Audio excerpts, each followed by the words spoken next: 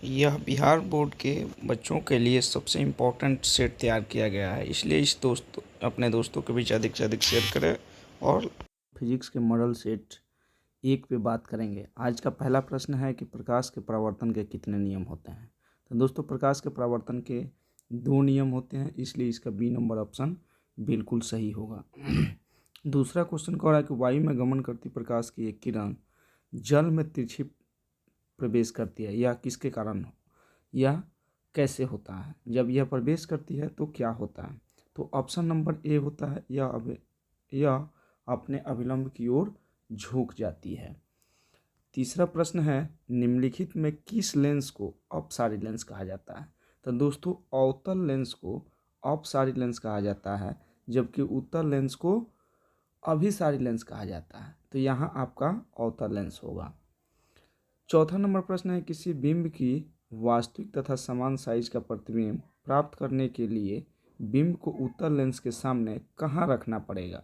तो दोस्तों, इसको आपको लेंस के फोकस की दुगुनी दूरी पर रखना होगा, इसलिए इसका बी नंबर ऑप्शन सही होगा।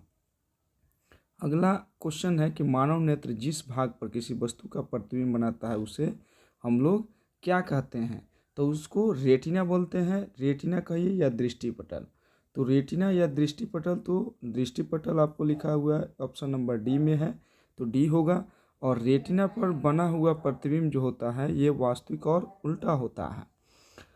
छठा नंबर प्रश्न है, किसी माध्यम में अपवर्तनांक का मान क्या होता है। तो दोस्तों, किसी भी माध्यम में अपवर्तनांक का मान जो होता है ये साइन आई बटा साइन आर होता है, तो इसलिए इसका ऑप्शन नंबर ए बिल्कुल सही होगा।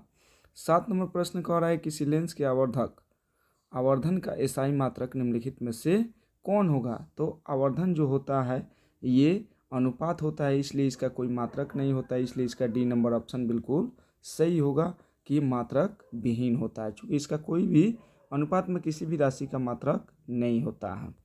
आगे 8 नंबर प्रश्न कह रहा है कि तारों का टिमटिमाना प्रकाश की किस घटना को दर्शाता है। तो यह प्रकाश के अपवर्तन को दर्शाता है, इसलिए इसका बी नंबर ऑप्शन सही होगा।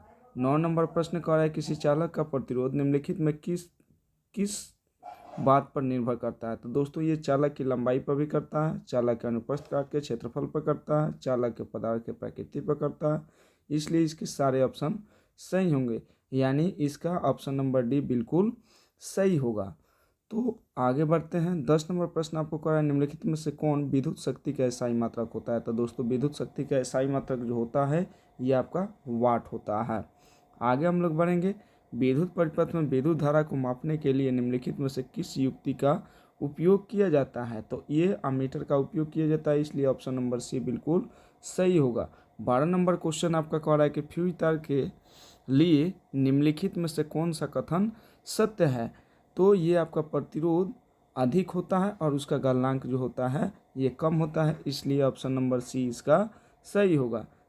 13 नंबर प्रश्न आपको कह रहा है कि निम्नलिखित पदार्थों में कौन चुंबकीय पदार्थ नहीं है। तो देखिए, इसमें पीतल को छोड़कर बाकी सभी जो हैं ये चुंबकीय पदार्थ हैं। 14 नंबर प्रश्न कह रहा है, किसी विद्युत धारावाही सीधी लंबी परिनालिका के भीतर चुंबकीय क्षेत्र का मान कितना होता है। तो सभी बिंदुओं पर जो होता है चुंबकीय क्षेत्र का मान समान होता है, इसलिए ऑप्शन नंबर डी बिल्कुल सही होगा। 15 नंबर क्वेश्चन कह रहा है कि विद्युत धारा के चुंबकीय प्रभाव की खोज किसने किया था। तो ये ओर्स्टेड नामक वैज्ञानिक ने किया था, इसलिए इसका ऑप्शन नंबर ए बिल्कुल सही होगा। 16 नंबर प्रश्न कह रहा है, निम्नलिखित में से कौन विद्युत का सुचालक है। तो विद्युत का सुचालक जो होता है वह ग्रेफाइट होता है, इसलिए ऑप्शन नंबर बी बिल्कुल सही है। 17 नंबर कह रहा है कि तैलीय कागज होता है। तैलीय कागज जो होता है ये प्रभाषक होता है, इसमें प्रकाश के कुछ अंश आपको दिखाई देते हैं और कुछ नहीं देते हैं, इसलिए इसका ऑप्शन नंबर सी बिल्कुल सही होगा। 18 नंबर प्रश्न कह रहा है कि प्रकाश की किस घटना के कारण सूर्य हमें वास्तविक सूर्योदय से लगभग 2 मिनट पूर्व दिखाई देने लगता है। तो ये आपका जो होता है वायुमंडलीय अपवर्तन के कारण होता है कि सूर्य जो है 2 मिनट पूर्व या 2 मिनट पश्चात तक दिखाई देता है। 19 नंबर प्रश्न कह रहा है, प्रकाश की चाल विभिन्न माध्यमों में समान होती है, भिन्न भिन्न होती है या समान और भिन्न दोनों होती है। तो इसका ऑप्शन नंबर बी बिल्कुल सही होगा, क्योंकि प्रकाश की चाल अलग अलग माध्यमों में अलग अलग होती है। आगे आपका प्रश्न 20 नंबर कह रहा है कि वायु में प्रकाश की चाल निर्वात की अपेक्षा समान होती है। तो इसलिए ऑप्शन नंबर सी इसका बिल्कुल सही होगा। आगे का लेंस में मुख्य फोकस की संख्या कितनी होती है? तो ये 2 होता है। आगे बढ़ते हैं हम लोग। विद्युत धारा, विद्युत का अच्छा चालक कौन होता है? तो ये चांदी विद्युत का सबसे बेस्ट सुचालक होता है, इसलिए ऑप्शन नंबर डी होगा। 23 नंबर प्रश्न कह रहा है शुष्क सेल में ऋण इलेक्ट्रोड किसका बना होता है? तो ये आपका कार्बन का बना होता है, इसलिए ऑप्शन नंबर बी होगा। 21 नंबर प्रश्न कह रहा है कि 1 जूल का मान कितना होता है? तो 1 जूल का मान जो होता है 0.24 कैलोरी होता है, इसलिए इसका ऑप्शन नंबर ए बिल्कुल सही होगा। 25 नंबर प्रश्न आपको कह रहा है कि विद्युत बल्ब का फिलामेंट निम्न में से किस धातु का बना होता है? तो ये आपका टंगस्टन का बना होता है, इसलिए ऑप्शन नंबर डी बिल्कुल सही होगा। 26 नंबर क्वेश्चन आपको है रियोस्टेट का उद्देश्य क्या है? तो रियोस्टेट का उद्देश्य जो होता है धारा का परिमाण में वृद्धि या कमी जो होता है इसका मुख्य उद्देश्य होता है, इसलिए ऑप्शन नंबर सी इसका बिल्कुल सही होगा। 27 नंबर प्रश्न कह रहा है कि विद्युत आवेश का स्थायी मात्रक जो होता है ये आपका कूलम्ब होता है। तो दोस्तों आज इस सेट में हम 27 ही क्वेश्चन आपका मुख्य रूप से कर पाए। अगला सेट जब आपका आएगा तो इसमें बचे हुए जितने भी इम्पोर्टेंट क्वेश्चन हैं उन सबको सम्मिलित किया जाएगा।